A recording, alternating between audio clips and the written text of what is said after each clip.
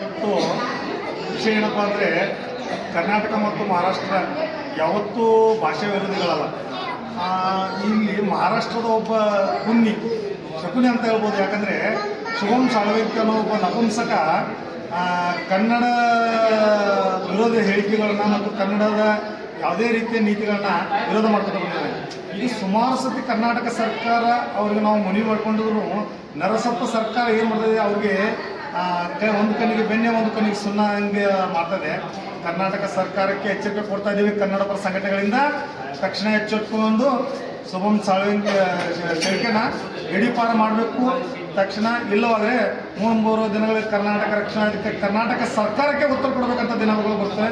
ಯಾಕಂದರೆ ಇಂಥ ಒಂದು ಕ್ರಿಮಿನ ಕರ್ನಾಟಕದಲ್ಲಿ ಉತ್ತಿ ಬೆತ್ತಿ ಬೆಳೀತಾ ಇರೋದು ಕರ್ನಾಟಕ ರಾಜಕಾರಣಿ ಅಂತ ಹೇಳಕ್ಕೆ ಇಷ್ಟಪಡ್ತೀನಿ. ದಯವಿಟ್ಟು ಈ ಮನವಿ ಮುಖಾಂತರ ತಮಗೆ ಎಚ್ಚರಿಕೆ ಕೊಡ್ತಿದ್ದೀವಿ.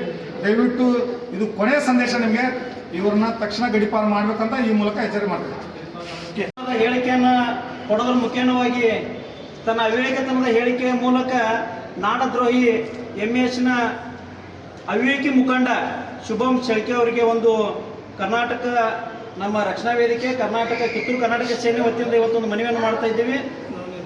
ನವನಿರ್ಮಾಣ ಸೇನೆಯಿಂದ ಏನಂತ ಹೇಳಿದ್ರೆ, ಸರ್ಕಾರ ತತ್ಕ್ಷಣವಾಗಿ ಇಂತಹ ನಾಲಾಯಕನನ್ನ ಗಡೀಪಾರು ಮಾಡಬೇಕು ಅಂತೇಳಿ ಇವತ್ತು ಮಾನ್ಯ ತಹಶೀಲ್ದಾರ್ ಸಾಹೇಬರ ಮೂಲಕ ಸರ್ಕಾರಕ್ಕೆ ನಾವು ಮನವಿಯನ್ನು ಮಾಡ್ತಾ ಇದ್ದೀವಿ. ಈ ಮನವಿಗೆ ಏನಾದಂಥ ಒಪ್ಪದೇ ಹೋದಲ್ಲಿ ಉಗ್ರವಾಗಿರ್ತಕ್ಕಂಥ ಹೋರಾಟವನ್ನು ಮಾಡಿ ಶುಭಂ ಶೆಳ್ಕೆ ಎಲ್ಲೇ ಕಾರಣಕ್ಕೂ ಕೂಡ ಅವನಿಗೆ ಕಪ್ಪು ಮಷನ್ ಹಚ್ಚುವಂಥ ಕೆಲಸ ಕನ್ನಡ ಪರ ಸಂಘಟನೆಗಳು ಮಾಡ್ತಕ್ಕಂಥ ಎಚ್ಚರಿಕೆಯನ್ನು ಈ ಮೂಲಕ ಕೊಡ್ತಾ ಇದ್ದೀವಿ.